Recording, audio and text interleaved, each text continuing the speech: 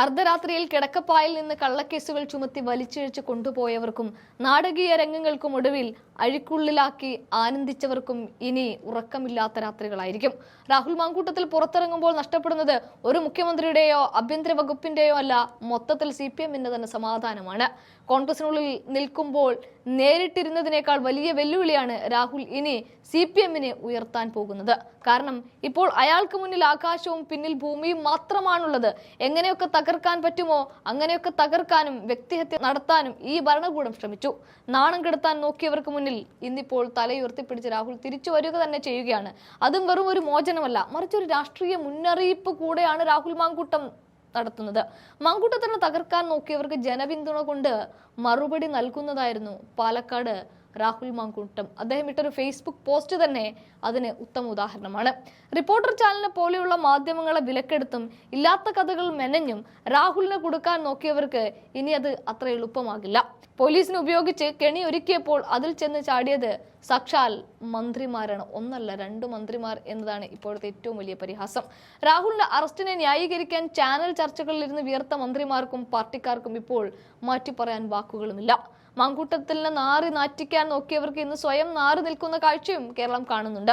മാങ്കൂട്ടത്തിൽ ചോദിക്കുന്ന ചോദ്യങ്ങൾ കേരളത്തിന്റെ ഭരണസ്ഥിരാ കേന്ദ്രങ്ങളെ ഇപ്പോഴും വിറപ്പിക്കുകയാണ്. കോൺഗ്രസിൽ നിന്ന് പുറത്തായി, ഉണ്ടായിരുന്ന സ്ഥാനമാനങ്ങൾ പോയി, MLA എന്നതിനപ്പുറത്ത് മാങ്കൂട്ടം ഒന്നുമല്ലാതിരിക്കുമ്പോൾ ഇനി ഒരു സാധ്യതയുണ്ടോ എന്ന് ചോദിച്ചാൽ ആ വാതിലുകളും അടഞ്ഞിരിക്കുമ്പോൾ പോലും തന്റെ നഖം മൂർച്ചയാക്കി വെച്ചിരിക്കുകയാണ്, പല്ലും നഖവും ഒക്കെ. എന്നിട്ട് അദ്ദേഹം ചോദ്യങ്ങൾ ചോദിച്ചു കൊണ്ടേയിരിക്കുകയാണ് ഈ രാഷ്ട്രീയ കേരളത്തിൽ ഇവിടുത്തെ ഭരണകൂടങ്ങൾക്കെതിരെ. അവിടെ അടൂർ പ്രകാശിനെ ചോദ്യം ചെയ്യുന്ന SITയുടെ നടപടിയിൽ പൊള്ളത്തരം രാഹുൽ തുറന്നു കാട്ടുന്ന ഒരു ഫേസ്ബുക്ക് പോസ്റ്റ് കഴിഞ്ഞ ദിവസം ഇട്ടിട്ടുണ്ടായിരുന്നു. ശബരിമലയിൽ സ്വർണ്ണക്കൊള്ളയെ പറ്റി അന്വേഷിക്കുന്നവർ എന്ത് കുറ്റമാണ് അടൂർ പ്രകാശിനെതിരെ കണ്ടെത്തിയത് എന്ന് ജനങ്ങളോട് പറയേണ്ടി വരുമെന്നാണ് പറയുന്നത്.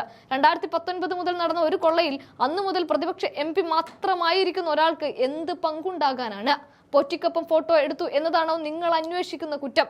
എങ്കിൽ ആ ഫോട്ടോ എടുത്തവർക്കൊക്കെ നോട്ടീസ് അയക്കാൻ തുടങ്ങുന്ന SITക്ക് ക്ലിഫ് ഹൗസിന്റെ അഡ്രസ് അറിയില്ലേ എന്ന രാഹുലിന്റെ അമ്പെയ്ത്ത് ചെന്ന് പതിക്കുന്നത് പിണറായി വിജയൻ എന്ന മുഖ്യമന്ത്രിയുടെ നെഞ്ചത്ത് തന്നെയാണ്.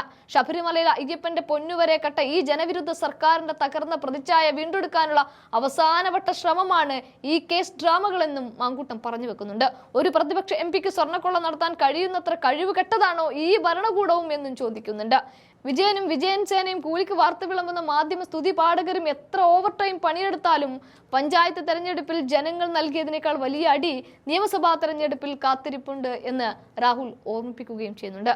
പോറ്റിയെ ശബരിമലയിൽ കയറ്റിയതും ജയിലിൽ നിന്ന് ഇറക്കിയതും സഖാക്കളാണെന്ന സത്യം ജനങ്ങൾക്കറിയാം.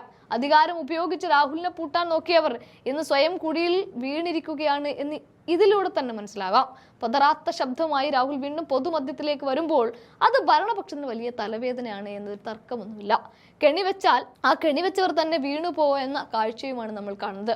ഇത് മാങ്കൂട്ടത്തിന്റെ വിജയമൊന്നുമല്ല, മറിച്ച് ജനാധിപത്യത്തെ അടിച്ചമർത്താൻ നോക്കിയവർക്കുള്ളൊരു തിരിച്ചടിയാണ്.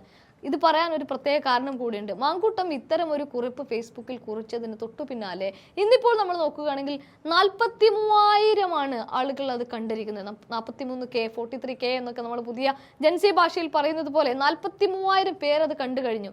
ഒരു 2000 ഷെയറുകൾ അതിനുണ്ട്. 9,000-ഓളം കമന്റുകളുണ്ട്. 9,000 മനുഷ്യരുടേതാണ് ഈ കമന്റുകൾ എന്ന്. ഇതൊക്കെ തന്നെ രാഹുൽ മാങ്കൂട്ടൻ പറയുന്ന കാര്യങ്ങൾക്ക് വിലയുണ്ട് എന്നും ജനം അത് ഏറ്റെടുക്കുന്നുണ്ട് എന്നതുമൊക്കെ തെളിയിക്കുന്ന ഒന്നാണ്. എന്നാൽ ഇവിടെ പരക്കം പായുന്നത് SITയുടെ കെണിയിൽ വീണു പോകുന്നത് കടകംപള്ളി എന്ന മുൻ ദേവസ്വം മന്ത്രിയും ഇപ്പോഴത്തെ VN വാസവനുമൊക്കെയാണ്. എന്താണെങ്കിലും ബാക്കിയൊക്കെ നമുക്ക് കാത്തിരുന്ന് കാണാം.